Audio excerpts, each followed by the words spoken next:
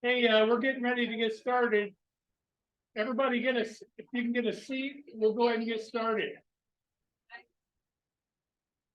You know, I'm real big on getting started on time and getting out of here on time. Hey, good evening, everybody. Hey, welcome to the April meeting of the Sandusky River Valley Beekeepers. And so I'm going to call the meeting to order. And hey, do we have any folks here that's new from the recent initial bee class? Hey, welcome. Hey, we sent out the March meeting minutes after the last meeting. Can we go ahead and approve those? Can I get a motion to approve those? A second? Do we have names? Any discussion on the minutes? All right. Second that. Dennis. I'm going to ask Tammy to do the treasurer's report. Yeah, vote on them. Is there any discussion? Is there any discussion on the minutes? All in favor of approving the minutes? Any opposed? Okay. And I'm going to ask Tammy to do the treasurer's report. As of 3/31/23, we have $6,410.97. And this past month, we have had $50 in donations.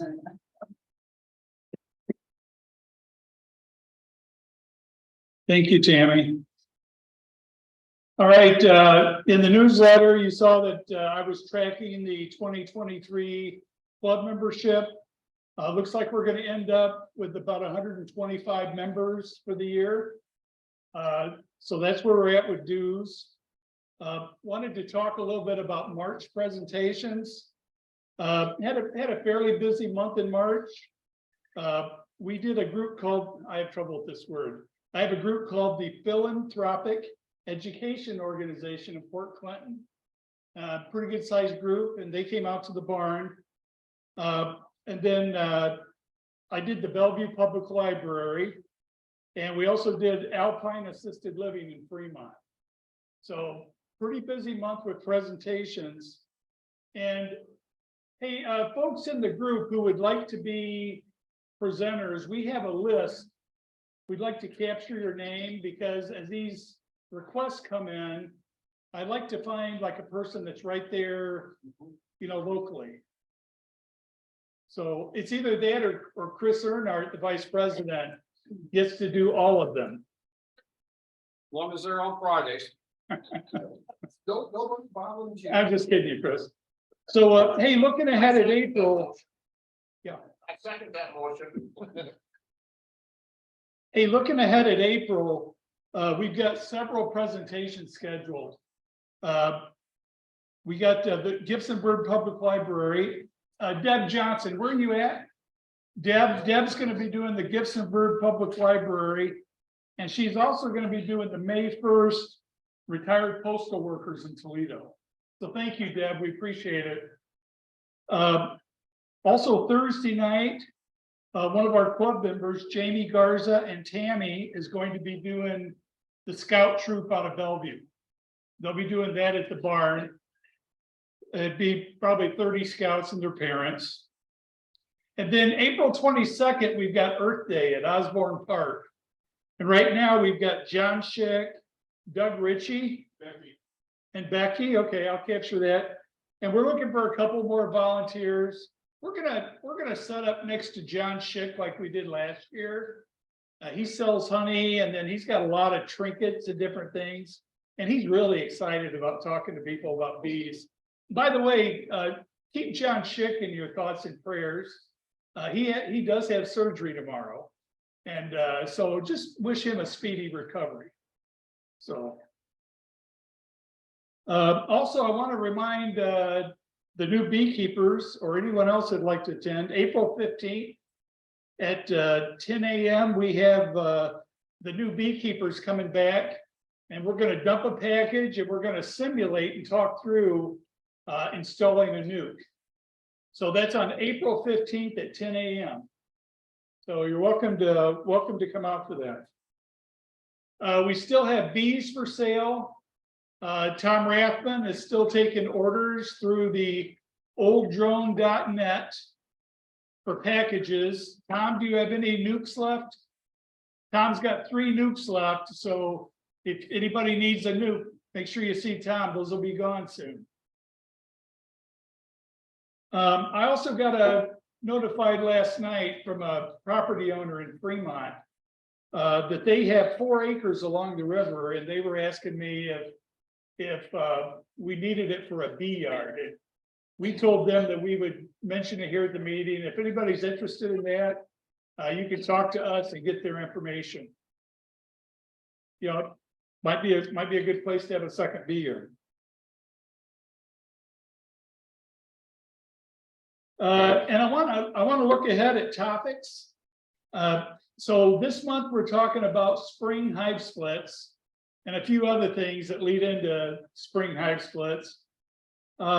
Next month we're going to have Peggy Garnes, the OSBA president. She's going to be here and she's going to be talking about using nukes in the apiary.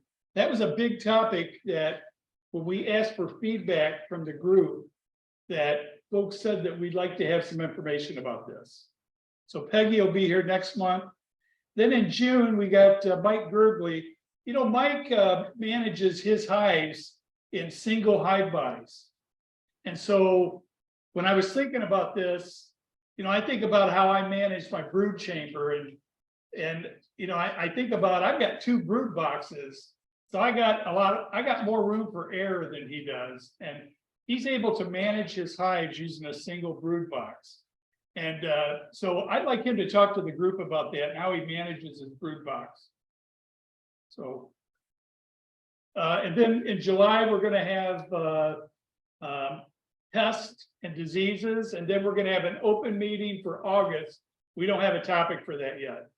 So if anybody has a topic for August, send me an email and we'll get it out in front of the group.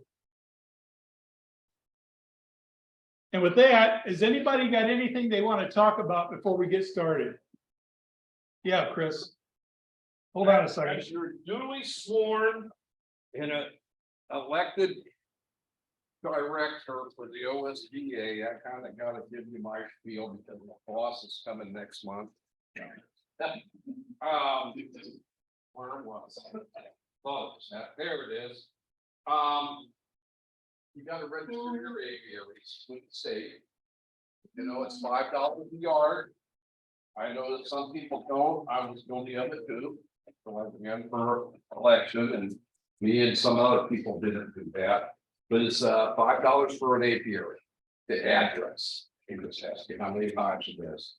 That $5 goes to also for the inspection fees and a lot of other stuff the state does. All of us probably go to Kroger's, get your Kroger's points. Check the percent of purchase. See, Kroger's will donate to the state of Ohio. The OSBA, a percentage of your purchase.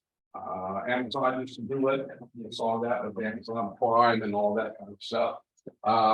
You know, if you don't have an organization that gives some of your Kroger points to or a percentage of your purchase, you don't lose anything. Check out the bee thing. Also license plates. But the big thing probably is membership. Membership's $20, family's $25, lifetime is $200. I kind of figured it up. Hello. I kind of figured it up that I was going to live longer than 10 years. So I became a lifetime member. And because of the lifetime member and some of the other people that like Tom and they made sure we got little pins and a sticker for being a lifetime person. But it'll save you some money.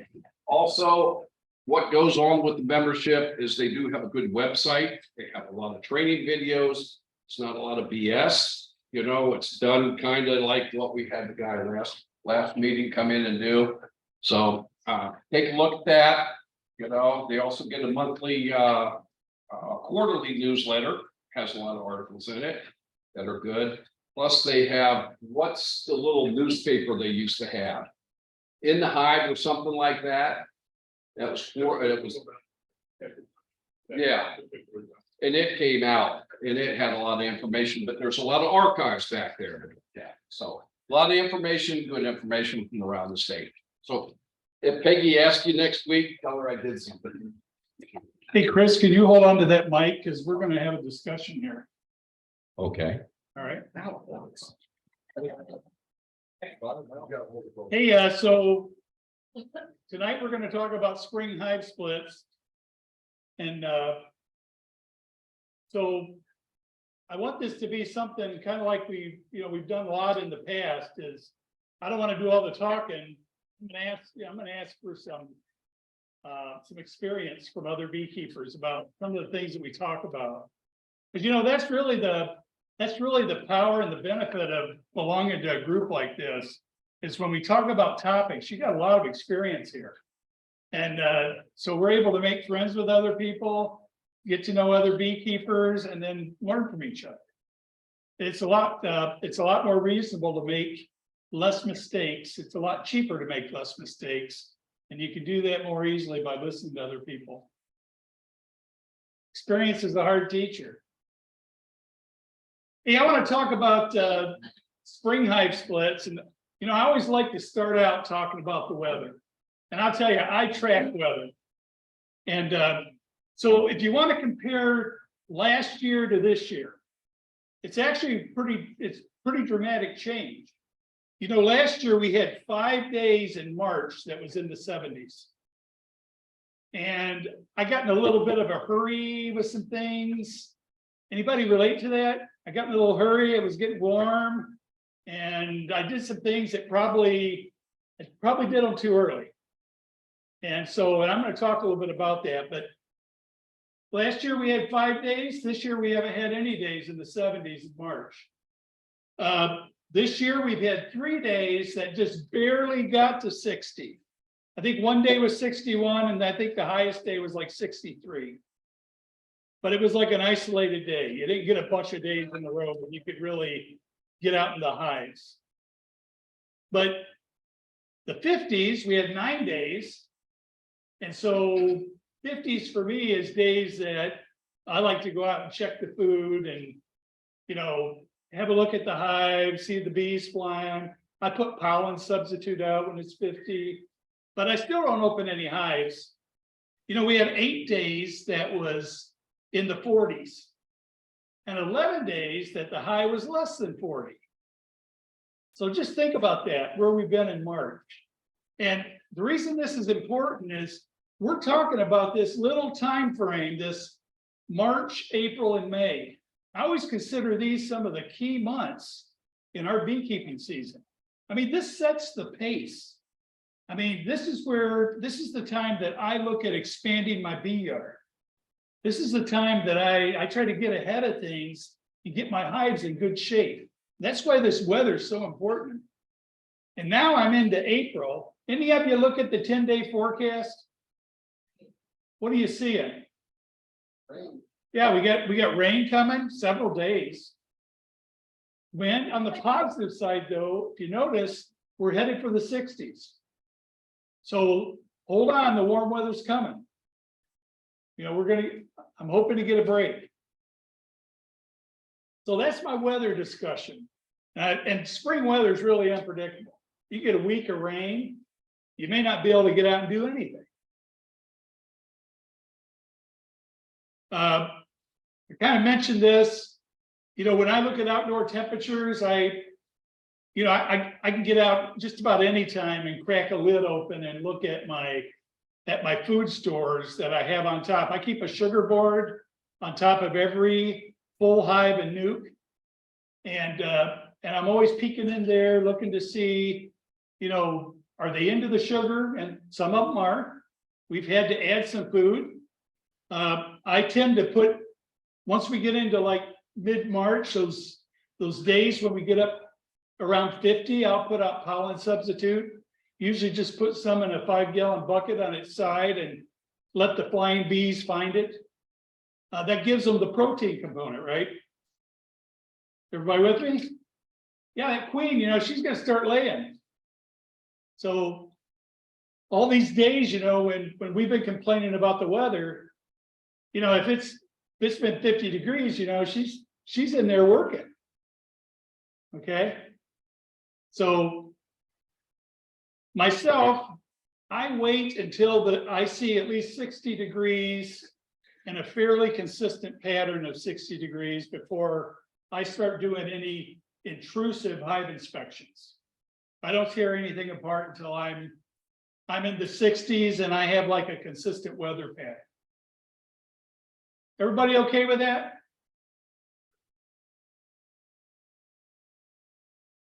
All right. Now I want to talk about some spring challenges, because I feel like we got to talk about this before we get into talking about worrying about hive splits. How many of you left, or how many of you has got sugar boards on your hives? Okay. How many of you in the spring find that those empty sugar boards are full of drawn out comb? Nobody? Am I the only one? Okay. Well, I'm going to talk about it. If I delay getting into my hives, temperatures in the 60s, I've had years when I've had several sugar boards that actually had comb built out in. And in that comb, I found eggs. Your microphone quit. You dropped it down. No, I think it's it might be about okay. Can everybody hear me? Here, let me see this for a sec here. And I'll check it out.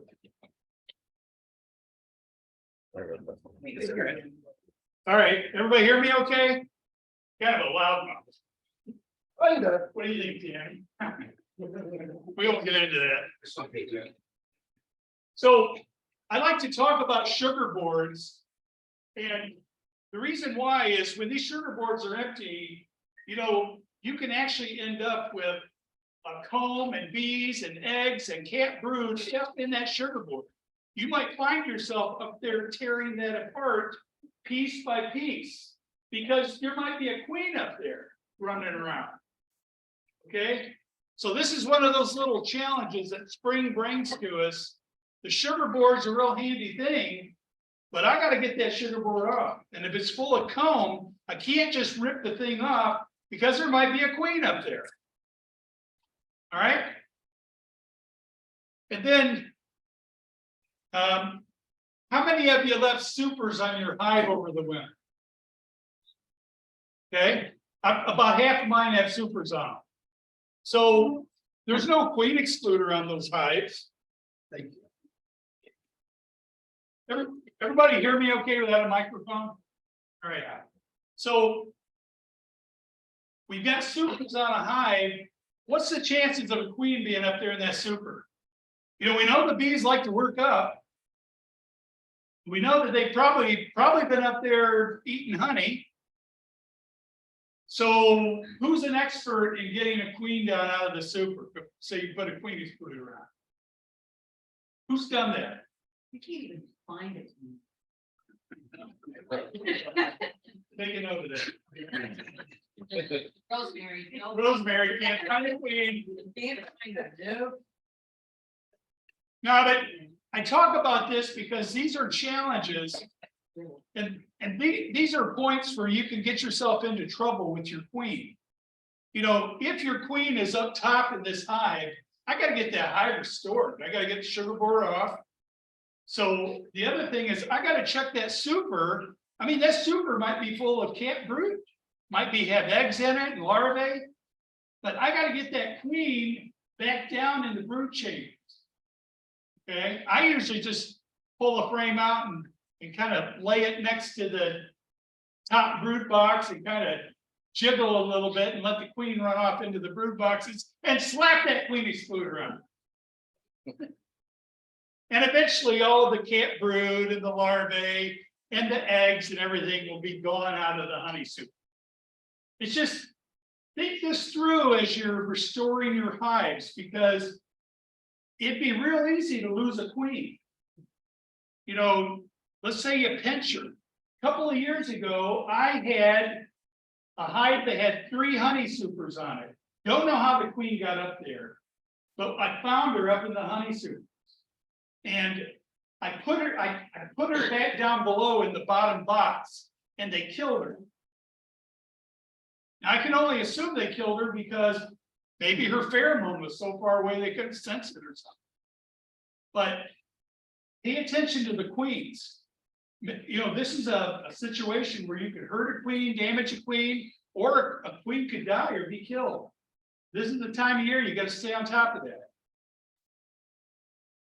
Everybody with me? Everybody excited? Yeah. All right. Gary, Yeah. have you ever had a queen come to your hive that I never marked my queens, and I had a queen in my hive that I never marked? She had a white dot on it. So you had a queen that wasn't the queen that you had in the fall? No, it wasn't. I never marked them, because she was marked, that she was in my hive. You got a pretty queen. Yeah, she came from somewhere. Why does that mean that it's 2 years old? Oh, this will be the 3rd year. Last year's yellow, last year's color was yellow. The year before that was white. So if you got a white queen, that queen was, this is its 3rd year. Yeah, So congratulations, you got a free queen. yeah, well, that hive died, though. Oh, no. Well, Well, that's hey, a win. it's good while it lasted. Yeah. Hey, other challenges that we have in the spring, you know, we talk about this weather. And it gets you to where you can't hardly get in the hives. You know, it's raining, we get these cold snaps, but I'm gonna tell you, inside this hive, that queen is still rocking and rolling, she's working. And so one of the challenges that you can find is when you get into your hives, you can have some really strong hives. But what that does is that pushes you to move closer to doing hive splits pretty quick. And we'll talk about some other things we can do. But strong hives, we're not going to talk about weak hives tonight. That's for another night. But these strong hives, you know, when I look across my bee yard and watch them fly, and I can already see where the strong ones are. I mean, I've got a couple of them this year that are just they're just crazy. And so I know those will be the ones that will need immediate attention. Everybody with me? Okay, the problem with having a really super strong hive is you can get an early season swarm. Okay, who's had a swarm in April from a full-size hive? Anybody? Nobody? All right.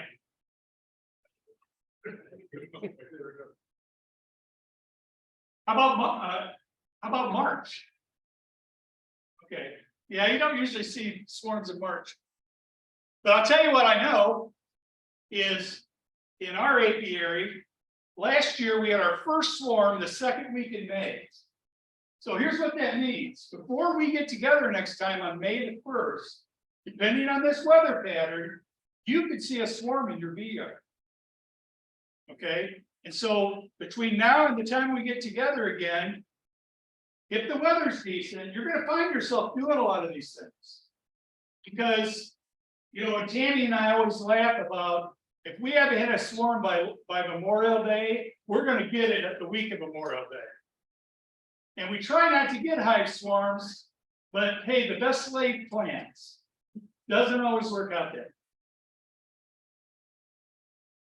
Any questions? All right. Let's talk about what we can do with those strong hives. You know, you think about swarms, what we're really talking about is this queen, this hive, this group of bees is really getting tight for space. Okay, so on my strong hives, I generally get my supers on right away in March when I first get into them. I'll get honey supers on. I'm trying to give them room is what I'm doing. Okay. I'm sorry, what did I say? I'm sorry, April. Everybody's looking at me like, hey, I just turned 65.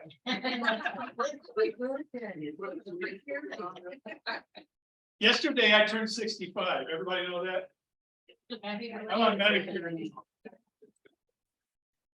Yeah, John, what'd you say?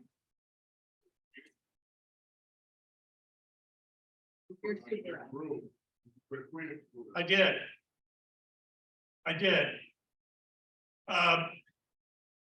So what I generally do is in the spring, when I get into warm weather, I will put honey supers on my strong hives right away. And yeah, I use queen excluders. So the only time that I don't put a queen excluder on is if I'm drawing out new comb in supers. So. The other thing we should be looking at, you know, the queen will run out of room because, you know, the bees are out there, they're gathering nectar and they're bringing it into the hive and they're basically putting it in the combs and the queen's running out of space. Every time a comb gets filled, that queen is getting a little tighter on space. All right. One of the things we got to be watching for is how much nectar is in those brood boxes? Does she have room to lay? Is the whole box full of nectar where she doesn't have any room? Okay. Who wants to talk about reversing brood boxes? Anybody? Yeah, go ahead, Doug. Oh, I don't know anything about it.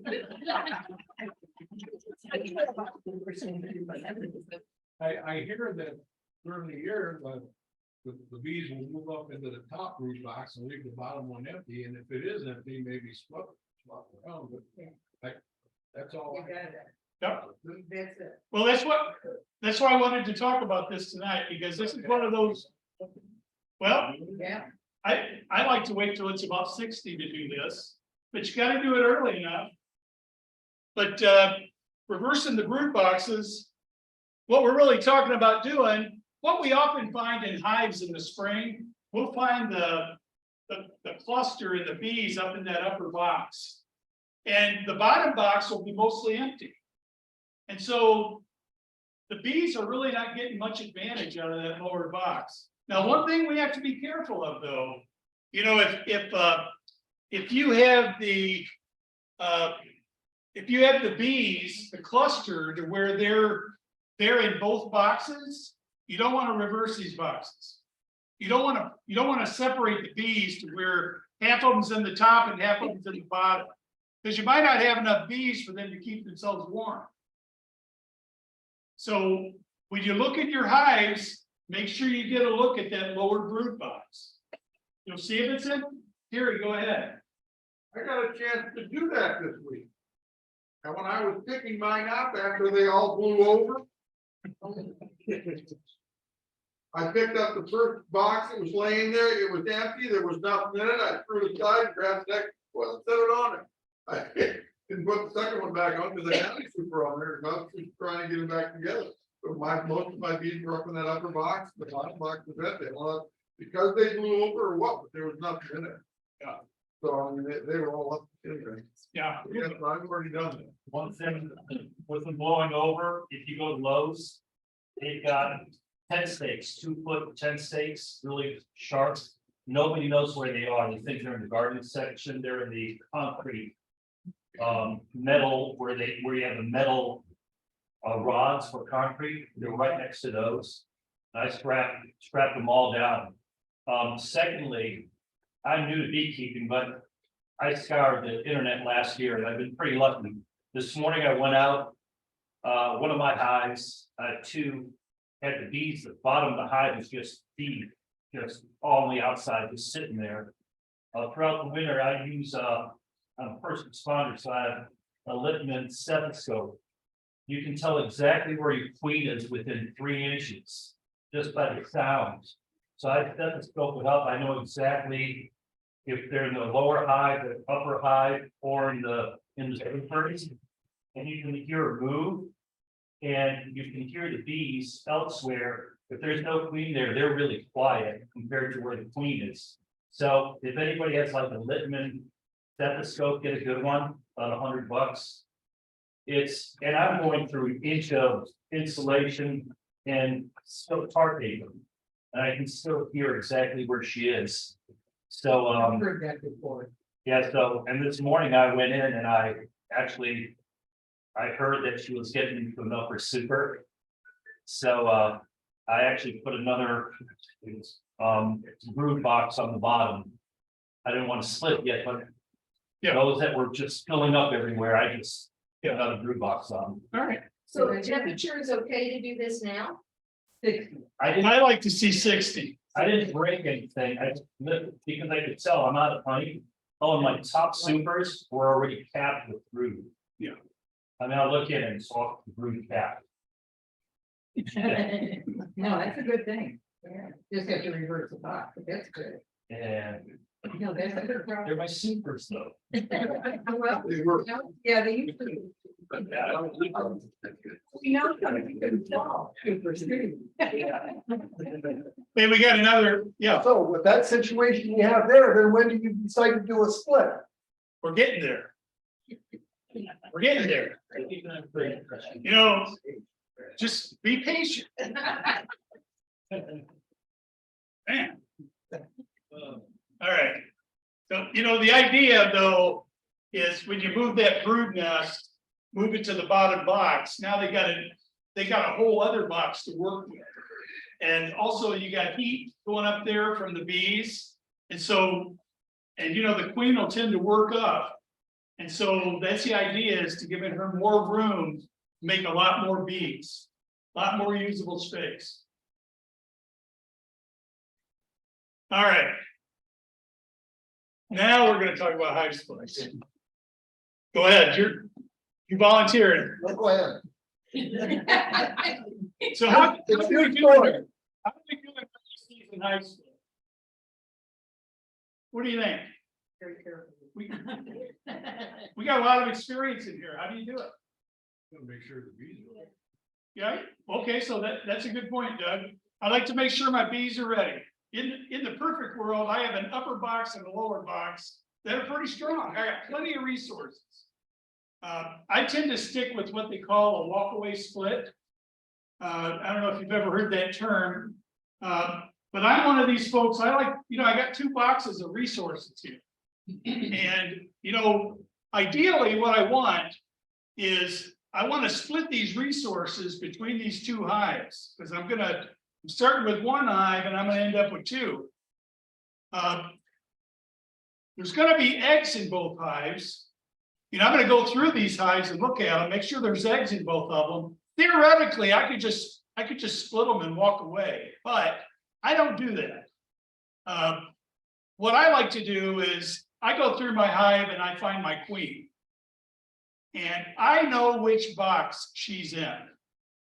And so I'll make a single box hive and I will take that queen and half of the hive and I will take her away to another bottom board.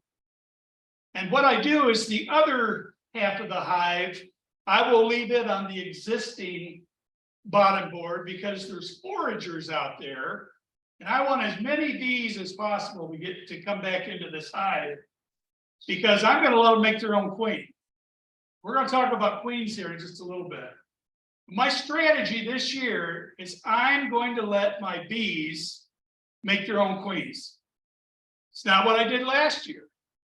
And I'm going to talk a little bit about, hey, this is not black and white. This is, when you talk about queens and making splits and spring, we're talking about risk. Risk to your queen, risk to your hive. And I want to talk about that because you got to make a decision on this. All right. So I have this strong hive, 2 brood boxes. I've already said I'm going to go through it and find the queen. What I do is I usually make sure she's in that upper box, and I will take that off, put it on a new bottom board, and move that to the other end of the bee yard. I usually put some pine, some pine branches. I'll tape them across the front so the bees coming out, they know that something's happened. There's been a change. They're not where they used to be. Or I will move the hive to another bee yard. But then I still have a hive in the original location that doesn't have a queen. And that's a problem.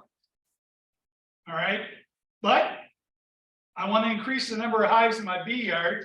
I don't want to have a bunch of swarms.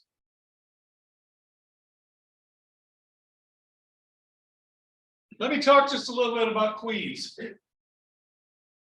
Here's your choices. And I'll share my experience with you. I talked to Dr. Stone. His experience last year was completely different than mine.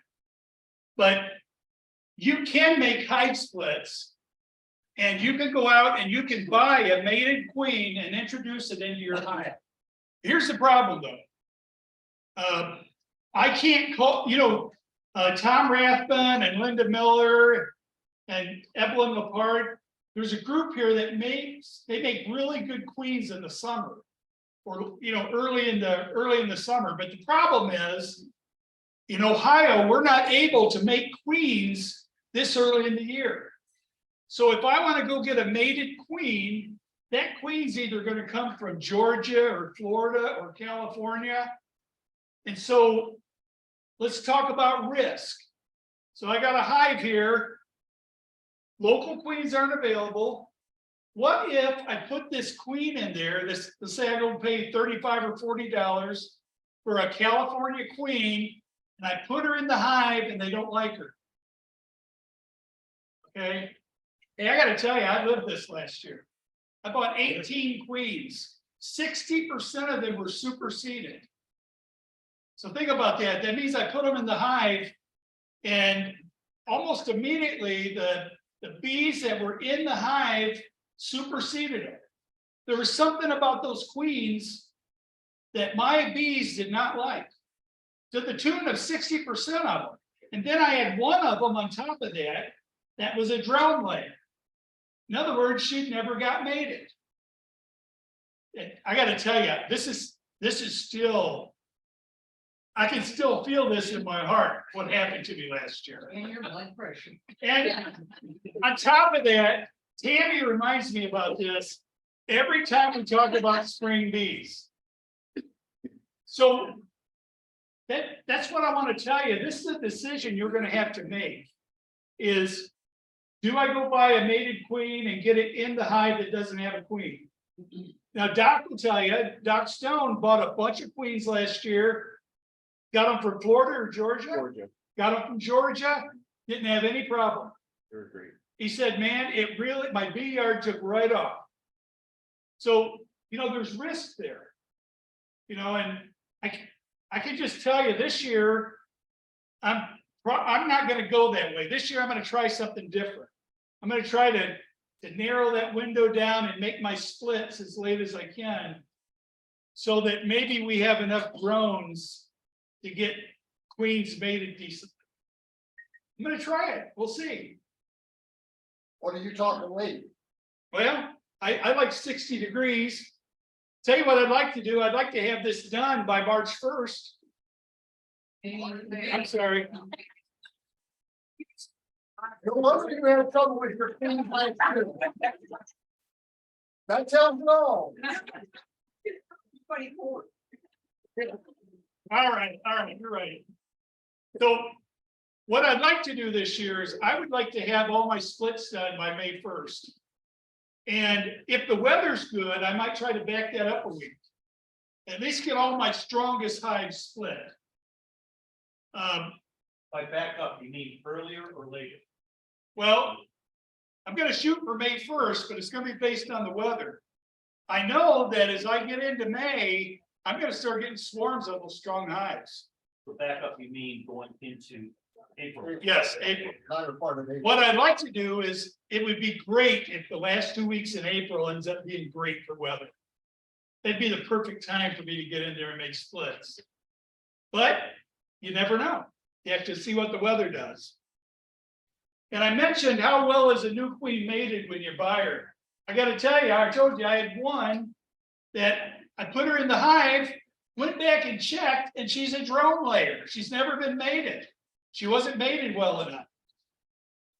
So I tell you this because there's risk associated with going out and buying queens, just like there's risk with you letting them make a queen. Yeah, Rob. Some of the things are out of our control with weather and such. But if you're looking at doing that, you'd be feeding pollen patties like April 1st, so that she's laying, so that you have the brood to grow the hive, so that it's stronger. Yeah, well, that's true, but remember, Back all the dates up. yeah, remember, there's two pieces to this, though. There's gotta be eggs in that hive to make that queen, but I've also gotta have drones out there in that drone cloud to make that queen. So, it's a timing thing. Okay. Now I'm gonna talk about my hive making its own queen. There's risk with that. You could have weather, and I'm gonna talk about this timing here in just a few minutes, but drone population, as the weather warming up, we got plenty of drones out there to make these queens. And then what if this queen goes through her whole development and she flies off for a mating flight, she doesn't come back? Okay, I might find myself having to put another frame of eggs and some more bees in there and start over again. Might have a white dotted queen in yours. If I'm lucky, I'm supposed to have one still down in the bee yard. She should be in there. So what I wanted to get at with this is no matter which way you go, there's some risk associated with queens when you do splits. So, and I just tell you, think it through. How many of you remember this little chart? I always talk about this in the beekeeping class. I keep this in my glove box in the truck.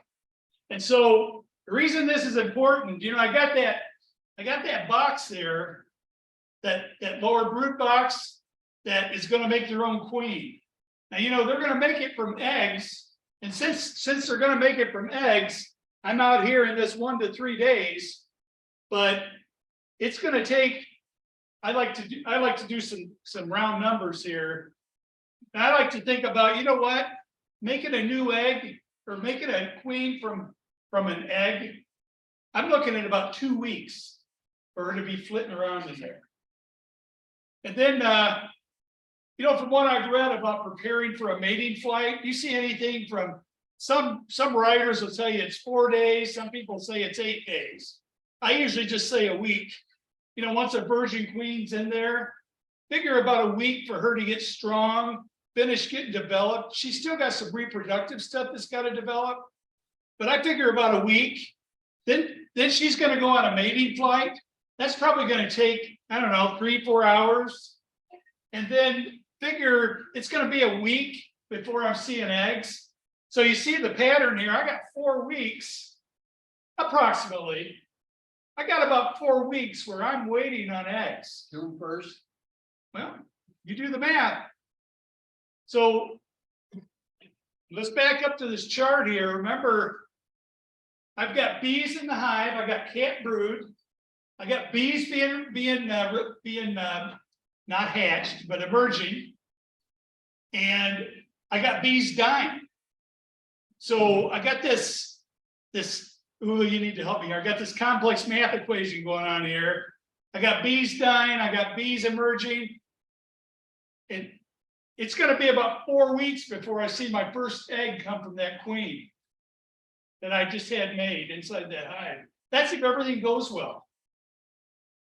And then to make matters worse, it's going to be 21 days before that egg that queen lays, those fertilized eggs, it's going to be 21 days before I've got some new workers coming. So you see how this is all hooked together? What happens to that queen is important to that hive. Something happens to her, you're going to have to take some action. You may start out letting them make their own queen, and let's say she doesn't come back. You might find yourself in a situation where you can't wait to let them try to make another queen. You may have to go buy one. So it's something you gotta think through. Yeah, Uma. Now, if you're looking, if they're getting ready to swarm. What's a percentage of times when you're gonna start seeing queen, extended queen? Like, yeah, already being developed, I mean, you'll see it, can you time that, Queen cell. the queen cells, because. I'll just tell you my experience with this, and I open this to anybody that would want to answer it, but. What I find is when I see swarm cells in a hive, especially when they've got them pretty well closed up, they're gonna swarm. Right, so can't you, just before, like, a few days before they swarm, put them in new Are you a gambler? box, what's that? Are you a gambler? Well, everything you've been doing last week, years, yeah, also, so. Hey, I'll tell you what, Percent, Wilbur, you are absolutely right. If I could find the exact time when those bees are gonna swarm, I could rush in there, I could steal that queen out of that hive, and stick it over here in another hive, and problem solved. They're not gonna swarm if they don't have a queen, right? 18 queens later. But here's reality. Bees swarm, and often you're not around when that happens. And so often you go in and do a hive inspection and you see swarm cells. And first thing I do is I start looking for the queen. Did I get lucky? Can I get her out of here before they swarm? Sometimes I can do it, a lot of times I can't, it's already swarmed. so my question is, I mean, I'm doing a lot with my stethoscope, I'm reading online, some people are doing that also, but I've not heard anybody. Do swarming or bees ready to swarm within a few days have a different sound tone? Are they more active? So, when I have experience, are swarms ready to swarm more active in the hive? A few days before, They're active outside the hive. I can't listen to those. I just want, But you would think that they would be, if they're active outside. I'll tell you what I've heard, what I've been taught. I've been taught that they run the queen around and thin her down so she can fly.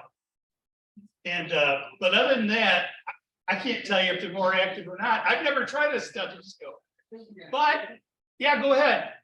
A couple of the signs, like, are they getting honey found in your brood nest? Yeah. If you're putting a lot of nectar in that brood nest, you know she's gonna run out.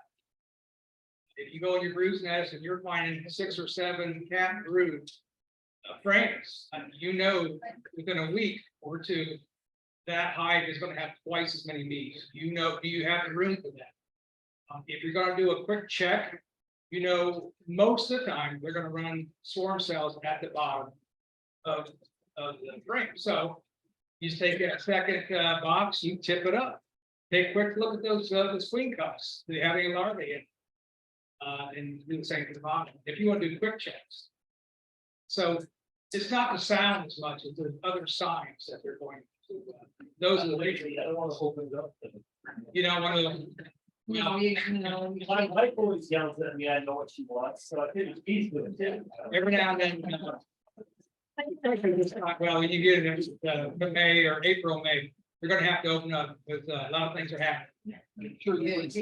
That's good. Oh, no, not here. That's good.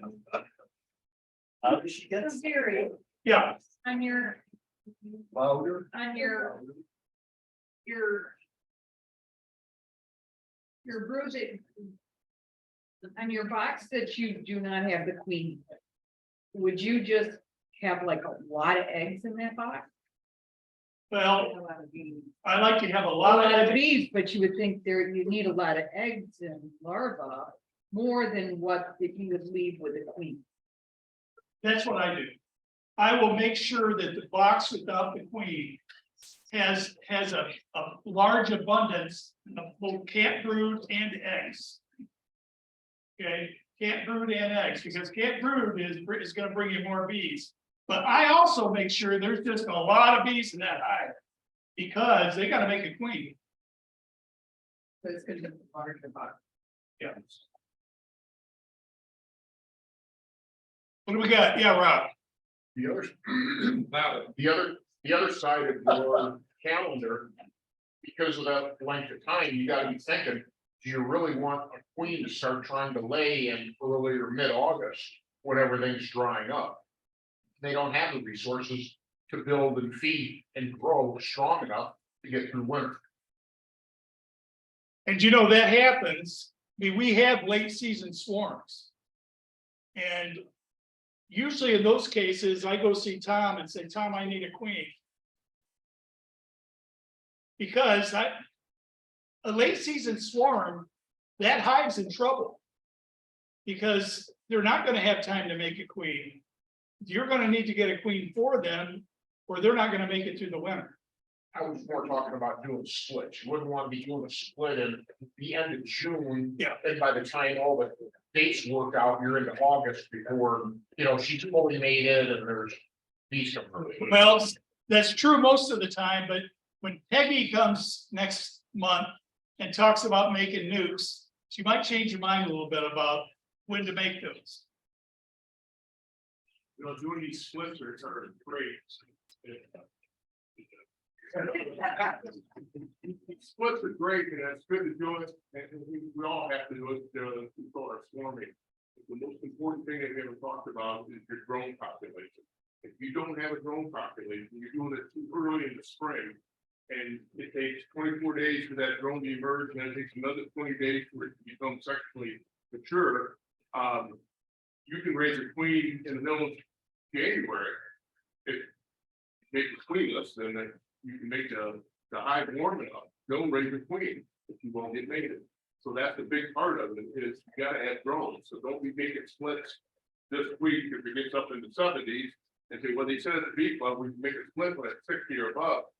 No, don't do it now because the drones aren't ready. You might see these drones in your hive, but then drones will overwinter. Some do overwinter with their cluster. And I don't know this for sure, but I've heard that drones that overwinter are viable. They're not really much good for anything, not even for mating. So they kind of lose their mojo. So I was talking to Joe here, and Joe said that he's got purple-eyed drones already. Well, we looked it up on the internet. Purple-eyed drones are day 14. So day 14 on day 24, they're going to emerge, and then another 20 days after that, that drone will be ready to be mated. And so you're just going to have to calculate and read what your hive's got. You've seen a lot of drones running around. You got drone crews, you know, the big bullets down at the bottom. Here are a couple open, they're expendable. You can look at them things and see where they're at in their stage. And then you can kind of figure out, hey, I got 15 days, and you know, this drone might be ready to go. And it takes 16 days for the queen. So you got to kind of do your little math with that to get the queen emerge. And then it's a week later. There's a thing called a chitin at the back of them. So the bee isn't strong enough, but the queen isn't strong enough to fly off. She'll fly off your frame, but she's not strong enough to fly 3 miles away to get mated with a bunch of drones. So her shell's got to harden up, and that's what is all timing on that. And virgin queens are very, very skittish. You pick up the frame, and if you're lucky enough to see one, because they do look a lot like the worker bees, they're quick. They run all over, they're in sunlight, they're on the backside of the frame before you know it. And if you try to catch it, it'll fly right off the frame. So you got to be really careful what you're doing, or you can screw your hive and blow up with that. Well, yeah. So the drones is a big part. Now, you're seeing drones, right? I haven't looked in my hives. These 3 have. So I saw very few today. Not enough. I have cats. Yeah, I got through too. I haven't seen any drones yet. I have cats. there are a couple open and look at their eyes. Their eyes are dark purple. That's like day 14, 15, somewhere around there. And on day 24, they're going to emerge. So you can almost kind of start doing your math when the swarming season is going to start. You know, you getting a bunch of them. And Troy Livengood, the past president of the club here a while back, he was a bee inspector, and he always said with the dandelions with full bloom, that was the beginning of swarm season. And that's pretty much true. And we don't have the dandelions yet, so. Not yet. I mean, you might see 1 or 2 here or there, but your whole yard is full of dandelions. Good. That's good information, Tom. So dandelion brings is around when it works. What's that?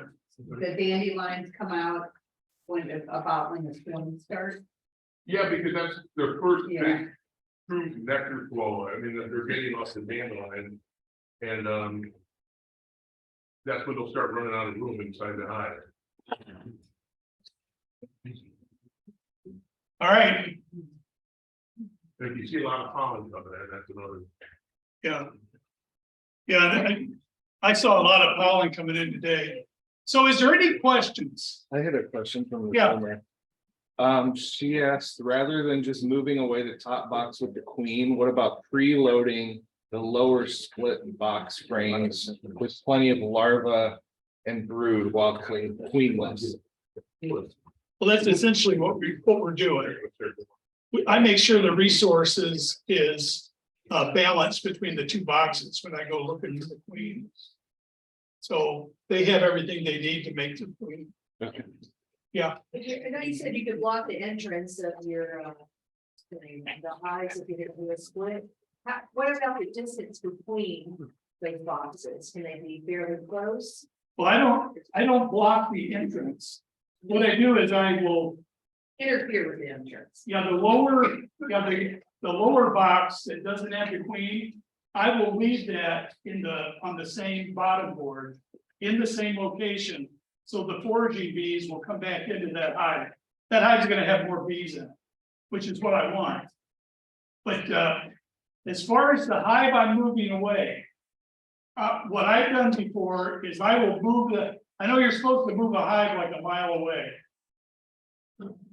Up between our two bee yards, it's less than a mile. And I've even put hives out an acre away from where I do the split. And like I said, I always split a couple of pine branches across the front of the entrance of the hive. Just hang them across, don't block it. Just hang it across so bees coming out, they know there's something different.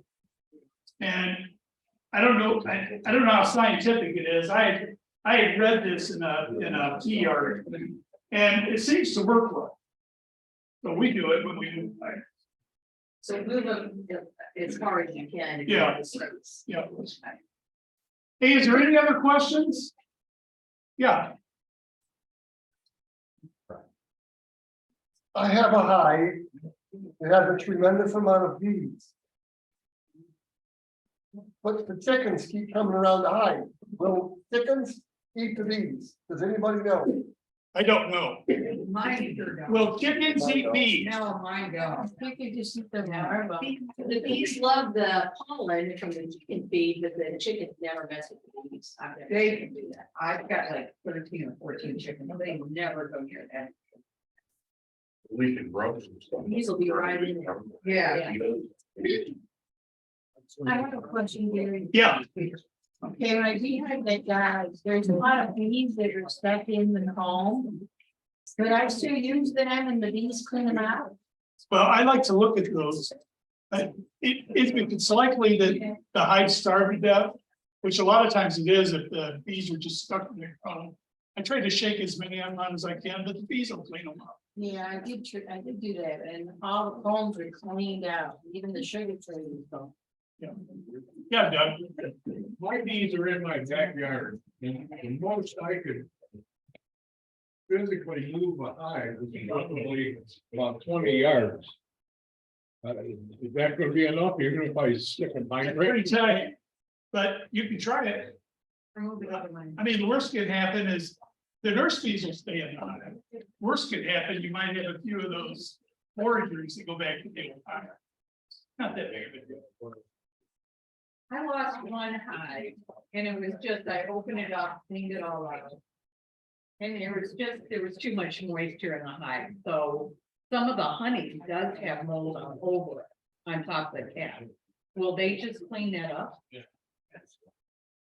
Yep. Yeah, they will. Okay, we are 1 minute before 8.